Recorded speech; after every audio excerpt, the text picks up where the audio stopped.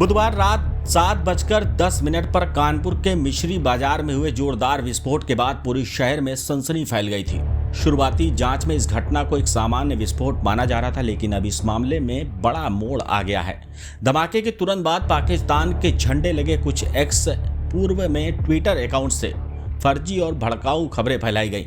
इन विदेशी x account से यह दावा किया गया कि कानपुर के मरकज मस्जिद के पास 2 स्कूटर्स में बम धमाका हुआ है, जिसमें सेना के 8 जवान शहीद हो गए हैं। जैसे ही ये संदेश वायरल हुआ, लखनऊ और दिल्ली की इंटेलिजेंस यूनिट्स अलर्ट पर आ गई। एनआईए और एटीएस की शुरुआती जांच में एक अहम सीसीटीवी फुटेज हाथ लगा है। इसमें 2 युवक चोरी की स्कूटी पर सवार होकर मिश्री बाजार पहुंचते हैं। वे स्कूटी को अब्दुल की दुकान के बाहर पार्क करते हैं। ठीक 10 मिनट बाद वहीं जोरदार धमाका होता है। ये ब्लास्ट दुकान के बाहर रखे बॉक्स में हुआ था। कानपुर के पुलिस कमिश्नर रघुवीर लाल ने प्रेस कॉन्फ्रेंस कर ये स्पष्ट कर दिया कि घटना में किसी आतंकी संगठन का हाथ नहीं है, लेकिन उन्होंने माना कि पाकिस्तानी एक्स अकाउंट से फैलाई गई फर्जी सूचनाएं किसी गहरी साजिश का हिस्सा हो सकती हैं। उन्होंने कहा कि जांच अब 2 मोर्चों पर की जा रही है।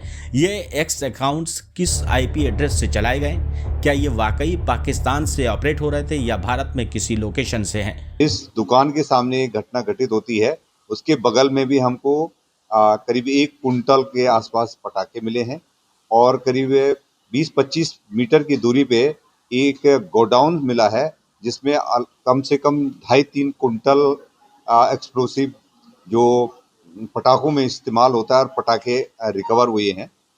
ये घटना में जो बातें बताई गई हैं कि मस्जिद के पास घटना हुई है और बहुत सारे लोग मिले हैं, तो इसको हम पूरी तरह से इसका खंडन करते हैं। इसमें किसी खालिस्तान जिंदाबाद फोर्स द्वारा जो क्लेम किया जा रहा है वो पूरी तरह से झूठा है। ये लोकल घटना है, इलीगल पटाखों को रखने का स्टोर करने की घटना है। इस संबंध में क्योंकि इसका लाइसेंस नहीं था, इनके खिलाफ कार्रवाई की जा रही है, एक्सप्लोसिव एक्ट के तहत कार्रवाई की जा रही है। अब तक इस घटना में 12 लोगों को हम लोगों ने डिटेन कर दिया है। जिसका शॉप है, गोडाउन है, उनको डिटेन कर दिया गया है। एक तारीख नाम के व्यक्ति का और नाम आ रहा है, वो उसके लिए हम लोग टीम तलाश कर रही है।